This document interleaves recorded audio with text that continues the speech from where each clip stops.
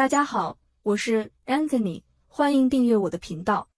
今天是2024年的第一天，首先祝大家在新的一年都能实现自己的理想。上一期视频，我们讲到了朝鲜是如何挺过90年代经济危机和饥荒的。这期视频我们继续来讨论，朝鲜政权都采取了哪些外交策略使自己存活下来。我把标题定为朝鲜是如何绑架中国的，因为在我看来，中朝关系是朝鲜能够存活至今的关键因素。然而，在和朝鲜的博弈中，中国却常常未能达成自己的目标，反而被动地受制于朝鲜，而且付出了很多本不必要的代价。今天这期视频，我们聚焦在金日成时代的对华外交策略，因为这对于我们理解当今朝鲜的行为有很大的帮助。金日成早年在中国东北和朝鲜地区组织抗日活动，虽然金日成的游击队起源于东北抗日联军，但后来与中共中央失去联系后，就完全接受了苏联的领导和扶持。金日成的抗日战绩很差，他所指挥的普天堡大捷被如今的朝鲜官方大力宣传，并成为金氏家族拯救朝鲜的重要依据。但这场所谓的大捷总共只击毙了7名日本警察，游击队在援军赶到后就匆忙撤退了，所以这其实是一场相当小规模的战斗。不过金日成善于保存实力，而且运气不错，在日军的围剿下，抗联的其他领导人纷纷战死，金日成的地位迅速提升。苏联进军朝鲜后，金日成就被斯大林扶持为朝鲜政权的最高领导人。战后的朝鲜是苏联的卫星国，金日成非常清楚这一点，在处理和中国共产党的关系上极为谨慎，一切与中国的合作都要先征求斯大林的同意，避免单方面和中国接触。此时的中朝关系还比较疏远，直到朝鲜战争爆发后，中国靠出兵援助朝鲜，救了金日成一命，才取得了在朝鲜问题上的话语权和主动权。这也是毛泽东在战局不利的情况下依然决定出兵援朝的重要原因。不过金日成也能觉察到这一点。另外，在战争时期，两国在军事指挥权问题上也曾存在严重分歧。简单来说，就是金日成想要中国军队的指挥权，彭德怀当然认为这非常可笑，并批评朝鲜军队的能力异常幼稚。结果是金日成被迫交出朝鲜人民军的指挥权，所以金日成内心中其实对中国并无感激。斯大林去世后，苏联把亚洲革命的领导权让给了中国。战后的朝鲜破败且萧条，为了安抚金日成，继续保持对朝鲜的主导权，毛泽东给予了朝鲜超大规模的经济援助。之所以说超大规模，主要是和苏联相比，1953年金日成来到欧洲索要援助，苏联只同意向朝鲜提供10亿卢布的资金，这个数额远远达不到朝鲜的标准。然而，金日成在中国却取得了意料之外的重大收获。中国不仅表示，之前给朝鲜的14.5亿卢布资金不仅不用还了，同时承诺在接下来的4年里还要再提供和16亿卢布的无偿援助。这些援助包括了从粮食到自然资源，再到工业品等大量的物资。此外，中国在很多方面的援助也比苏联优惠得多，例如当时的朝鲜向中苏两国派遣大量的实习员工，中国给予朝方人员和中国人相同的待遇，朝鲜仅仅承担差旅费即可，而苏联则要求所有的费用都需要朝鲜承担，另外朝鲜还要额外支付指导实习的学费。相比而言，中国对朝鲜的力度之大可谓夸张，对朝鲜的无偿援助金额其实已经超过了苏联和东欧国家的总和。尤其是考虑到中国在朝鲜战争中同样遭受了重大损失，这种援助规模应该说是非常惊人的。在毛泽东时代，中国对朝鲜的援助可以用不计代价、不惜血本来形容，这与毛泽东本人的宗藩观念有很大关系。传统中国宗藩关系的逻辑是华夷秩序下的天下观念，小国只要向中国称臣，承认中国皇帝的领导权和中国文化的优越地位，那么中国的皇帝往往非常大方地赐予极为丰厚的物质或领土利益。在历史上，朝鲜政权也长期奉行以中国为尊的是大主义，以小中华自居。作为熟谙史书的最高领导人，毛泽东谋求的并非从政治和军事上控制朝鲜，而是希望朝鲜能够福音中国的政治思想和路线，发自内心的对中国感恩戴德，重现天朝上国对小国的文化影响力。然而，金日成并不真正把朝鲜视为中国或者苏联的藩属国，这就注定了中朝两国的关系不可能真正互相信任。在金日成内心深处，一直谋求的就是朝鲜的独立和自主。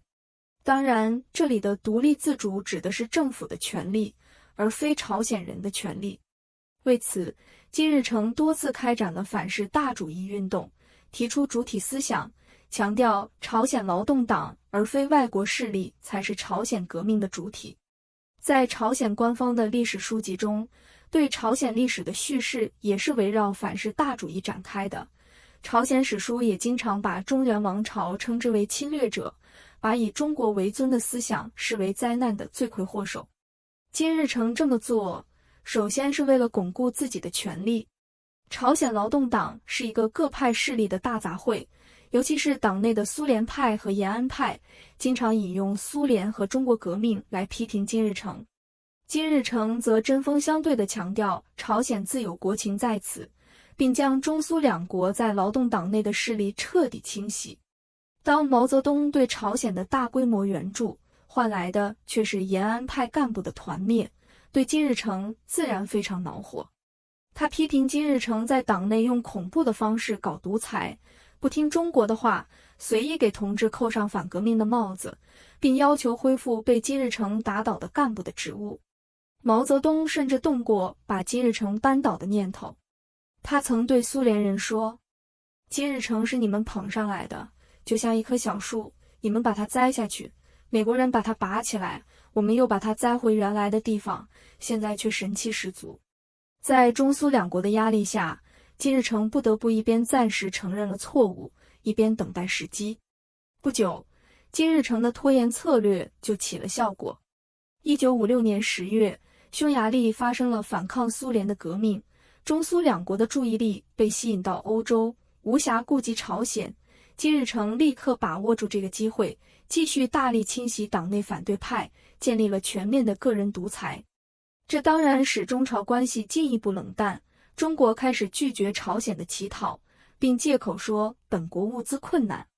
然而，仅仅过了半年，中国就改变了对朝鲜的冷淡态度，开启了新一轮的援助。1957年，毛泽东开启大鸣大放运动，鼓励知识分子提意见。然而事情的变化超出了他的预期，不仅是知识分子的批评越来越激烈，工人和农民也对现状表达不满。毛感到国内局势很不稳定，于是突然发起了大规模的反右派运动。这对金日成而言是一个巨大的机遇，因为中国的反右运动本质上就是排除异己，和金日成在朝鲜镇压亲中派的逻辑如出一辙。大哥莫笑二哥，毛泽东更没有理由去指责金日成独裁，况且中国国内的政局不稳，也急需其他共产党的支持，更无暇去干预朝鲜。作为回报，金日成也给予了毛泽东想要的精神上的认同感。1957年底，毛泽东提出靠大跃进来实现社会主义天堂的思路。然而，这个在毛泽东看来很了不起的伟大创造，在其他社会主义国家那里都没有引起什么响应，一些国家甚至怀疑中国的数据是否真实。唯一追随毛泽东脚步的就是金日成。在朝鲜，金日成发起了千里马运动，号召全面地向大跃进学习。毛泽东极为高兴，并再一次满足了朝鲜的狮子大开口。1957年，朝鲜曾要求中国提供棉花12000吨，中国的供应能力只有5000吨，最后勉强同意了8000吨。然而到1958年2月，周恩来访问朝鲜时向金日成许诺，每年1万吨也是有可能的。1958年，金日成访问中国，北京动员30万市民夹道欢迎。官方媒体用极为亲密的语气形容中朝两国的关系。不过，金日成也没忘记向赫鲁晓夫伸手。在苏联，金日成表示，朝鲜一直在学习苏联的经验，并接受苏联对中国和朝鲜发展模式的批评。于是，赫鲁晓夫答应提供朝鲜价值5亿卢布的设备和技术支持。然而，毛泽东在大跃进期间对朝鲜的全力扶持，并没有换来金日成的真心认同。金日成发起千里马运动，也并不意味着对毛泽东俯首帖耳，而在很大程度上是因为他自己对经济和技术同样无知。随着中苏两国的交恶，金日成敏锐地意识到，朝鲜的统战价值以及在两国之间斡旋的外交空间将大大提高。为了在社会主义阵营内部争夺话语权，中苏两国纷纷拉拢朝鲜，而朝鲜则两头讨好，获得了大量好处。到1962年，经历了大饥荒的中国已无力在经济上援助朝鲜，于是毛泽东想到了从政治上满足金日成。1962年，周恩来和金日成签署了中朝边界条约，将长白山天池的一部分割让给朝鲜，其中包括了长白山主峰白头峰。长白山在朝鲜语里又叫白头山，官方的解释是为了照顾朝鲜的民族感情，因为朝鲜文化将长白山视为圣山。然而金日成提出割让领土的真正目的是为了家族的统治。在朝鲜官方宣传中，金日成曾经在长白山一带打游击，而金正日出生在白头山密营。如果这座山不属于朝鲜的领土，那么金氏家族的统治合法性就存在明显的漏洞，不得不把中国考虑进来。为了报答中国，朝鲜在政治上也对中国予以支持，跟着中国批判苏联修正主义。在中苏分裂的格局下，绝大多数社会主义国家都站在苏联这一边，只有朝鲜劳动党是中国还可以争取的。因此，毛泽东不得不付出巨大的代价。然而，朝鲜批评苏联也只是为了要更多的援助。1962年，当赫鲁晓夫邀请金日成来苏联疗养，金日成立刻高兴地同意了，并希望中国能谅解。在中朝关系中，毛泽东可以说是要什么给什么。不过，这种靠一厢情愿的付出换来的热恋期也仅仅持续了3-4年。1966年文革爆发，极左的外交路线使朝鲜也成为了被批判的对象，中国也越发无法容忍朝鲜和苏联之间的暧昧关系。这一次，金日成没有追随毛泽东，而是在朝鲜国内抵制和批判中国的文革，说中国走上了愚蠢的冒险道路，把阶级斗争绝对化，过分忧虑资本主义复辟。平壤的官员甚至拿毛泽东开玩笑，说毛泽东已经老糊涂了，医治这种病唯一的药方就是高丽人餐。中朝关系此时跌入了低潮。其后，随着中美建交以及毛泽东的去世，中朝关系持续走向下坡路，这是后话了。总的来说，当我们回顾毛泽东时代的中朝关系时，会发现金日成总体上实现了自己的目标，其次是苏联，而付出最多、收获最少的却是中国。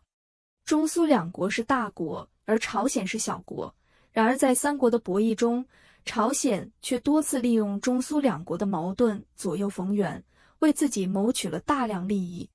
这其实也符合博弈论的道理，当老大和老二有矛盾时，他们往往会拉拢和争取第三方的支持，而最弱小的第三方反而占据了主导权。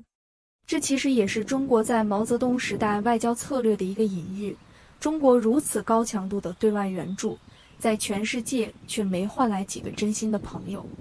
而美国和盟国的关系虽然也经常有矛盾，但相比社会主义阵营而言，可以说是相当稳固了。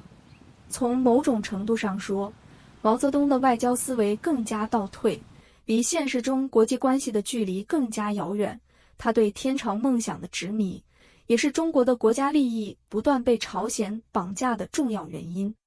今天的视频就到这里，下期视频我打算聊一聊朝鲜在21世纪的外交策略。